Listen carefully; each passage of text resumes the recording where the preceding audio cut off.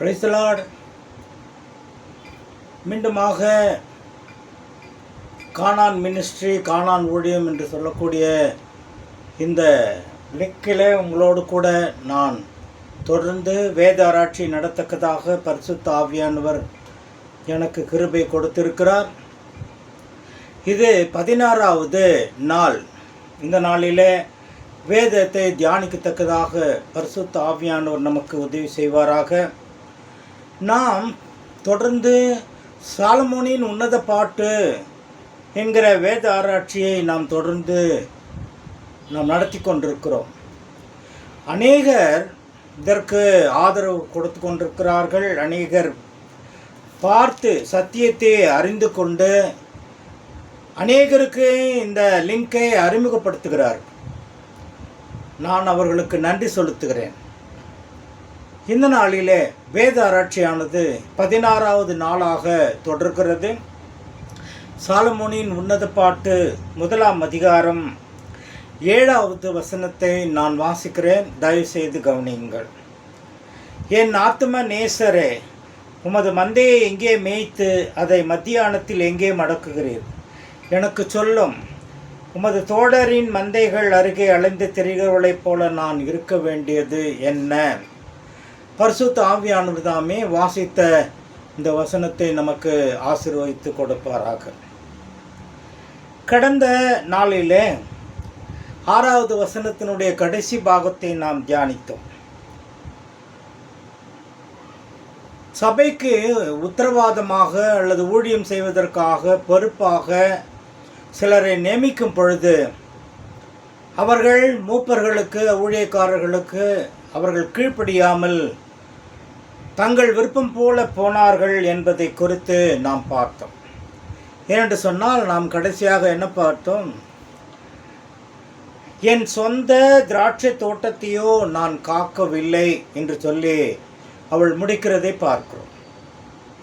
இது எதை குறிக்கிறது என்று சொன்னால், ஊழியத்திலிருந்து பின்வாங்குகிற நிலைமையை இது குறிக்கிறதாக இருக்கிறது.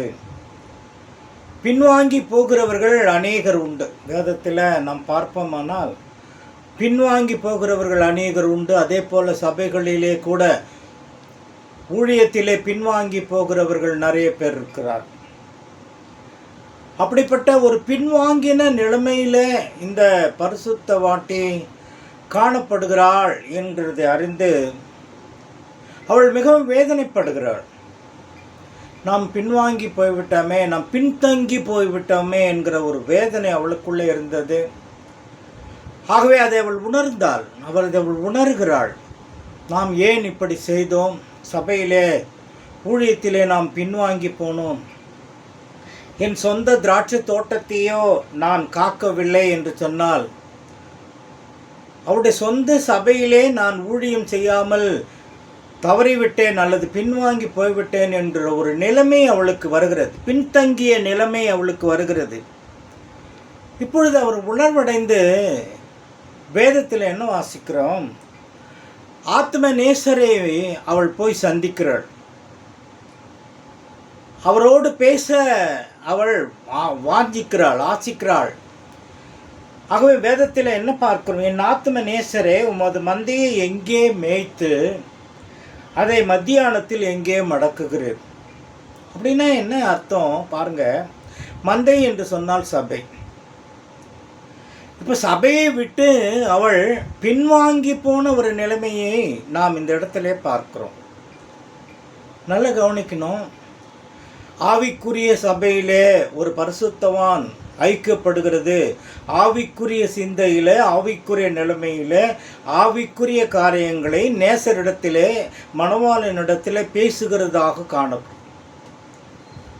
இப்பொழுது உங்கள் மந்தையை எங்கே மேய்க்கிறீர் என்று அவள் கேட்கிறாள் என்று சொன்னால், இது இன்றைக்கு இருக்கிற சபைகளை குறித்து இது பேசவில்லை. ஆவிக்குரிய நிலைமையிலே தான் நாம் சிந்திக்க வேண்டும். இப்போ நான் பின்வாங்கி போனால், சபையினுடைய ஊழியத்தை விட்டு நான் பின்தங்கி போனால், மறுபடியுமாக நான் உணர்வடைந்து சபைக்கு போகலாம். அந்த சபை இன்றைக்கு கூட இருக்கிறது. ஆனால் இந்த வார்த்தையானது ஆவிக்குரிய அர்த்தத்திலே நாம் இதை பார்க்க வேண்டும். ஆவிக்குரிய அர்த்தத்திலே நாம் பார்க்க வேண்டும். தயவு செய்து நல்லா கவனிக்கணும். சபைகள் 2 வகை உண்டு. ஒன்று ஸ்தல சபை, இன்னொன்று சர்வலோக சங்கமாகிய சபை.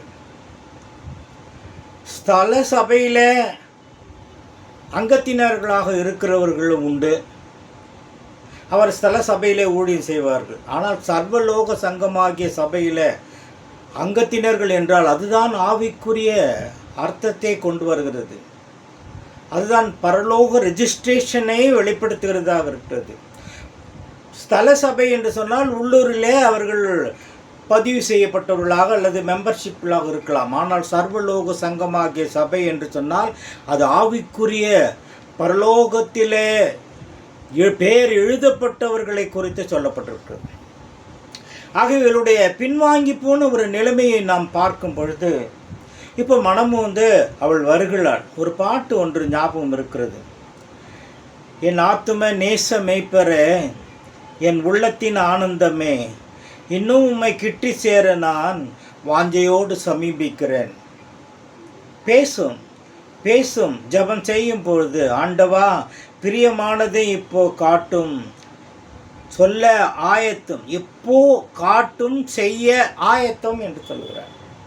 ஆகவே பின்வாங்கி போன நிலைமையில் இருக்கிற அந்த மனவாட்டியானவள், அந்த பரிசுத்தவாட்டியானவள் இன்னும் கிட்டி சேரவே நான் வாஞ்சிக்கிறேன் என்று சொல்லி அவள் சபையின்பத்திலே போகிறாள். அப்பொழுது அவள் கேட்குற கேள்வி, அவளுக்குள்ள ஒரு சந்தேகங்கள் தான் இந்த 7வது வசனத்திலே இருக்கு.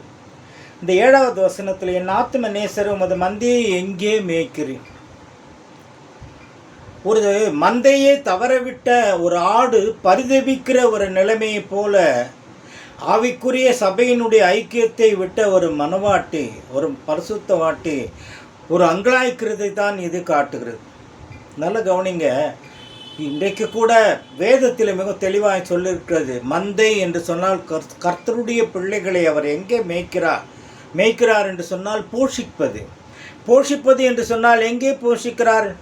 மீகா தீர்க்க தரிசன புஸ்தகம் 7ஆம் அதிகாரம் 14வது வசனத்தில் நாம் அதை ரொம்ப ஆழமாக பார்க்கலாம். மீகா 7ஆம் அதிகாரம் 14வது வசனத்தில், கர்மேலின் நடுவிலே தனித்து வானவாசமாயிருக்கும் உமது சுதந்திரமான மந்தையாகிய உம்முடைய ஜனத்தை உமது கோலினால் மேய்த்தருளும்.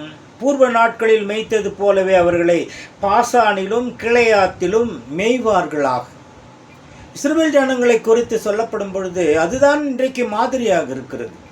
இஸ்ரவேல் ஜனங்களை அவர் எப்படியெல்லாம் வழிநடத்தினார் என்பதை குறித்து இந்த வசனத்தில் சொல்லப்பட்டிருக்கிறது. உமது கோலினாலும் உமது தடியினாலும் ஜனத்தை நீர் நடத்தினீர். அதான் சொல்றார், உம்முடைய ஜனத்தை உமது கோலினால் மேய்த்தருளும். பூர்வ நாட்களில் மேய்த்தது போலவே அவர்களை பாசான் என்று சொன்னால் அது செழிப்பான ஒரு நாடு. நல்ல கவனிக்கணும். ஆட்டை மேய்க்கக்கூடிய இடம், நல்ல மேய்ச்சலை கண்டடையக்கூடிய இடம் ஒரு செழிப்பான மலைநாடு. அதே போல கிளையாத்தும் ஒரு மலைநாடு. ஆகவே தேவன் சபையை எப்படி போஷிக்கிறாராம், நன்றாக கவனிக்கணும். சபையை அவர் எப்படி போஷிக்கிறார், சபையினுடைய ஆத்துமாக்களை அவர் எப்படி போஷிக்கிறார் என்றால், ஏனோ தானோ என்று அவர் போஷிக்கிறவர் அல்ல. செழிப்பான போஷிப்பு, திடமான ஆகாரம், கர்த்தருடைய வசனத்தை கொண்டு கர்த்தருடைய பிள்ளைகளை வழி நடத்துகிறவராகத்தான் ஆண்டவராக இயேசு கிறிஸ்துவானவர் இருக்கிறார். வனாந்தரமாக இருந்தாலும் அவர்களை வழி நடத்துகிறவராக இருக்கிறார். ஆகவே அவள் கேட்கிற கேள்வியாருக்கு பதில் எங்கே இருக்கிறது என்றால் வேதத்திலே தான் இருக்கிறது.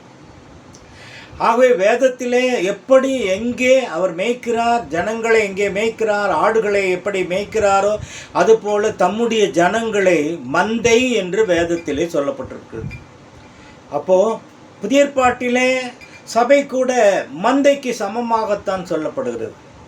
மேய்ப்பன் யார் என்று சொன்னால் ஆண்டவராக இயேசு கிறிஸ்துவை தான் மேய்ப்பனாக சொல்லப்பட்டிருக்கிறது. ஆகவே அவள் மந்தையை தவறிவிட்டு விட்டாள்.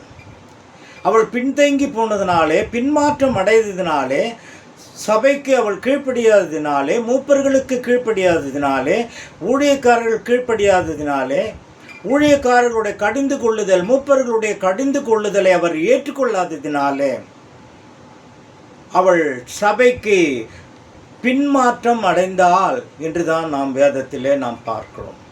ஆகவே இப்படிப்பட்டதான ஒரு பின்மாற்றம் அடைந்தவள் மீண்டுமாக அவள் மனம் வருந்தி தன் நேசரிடத்திலே வருகிறாள்.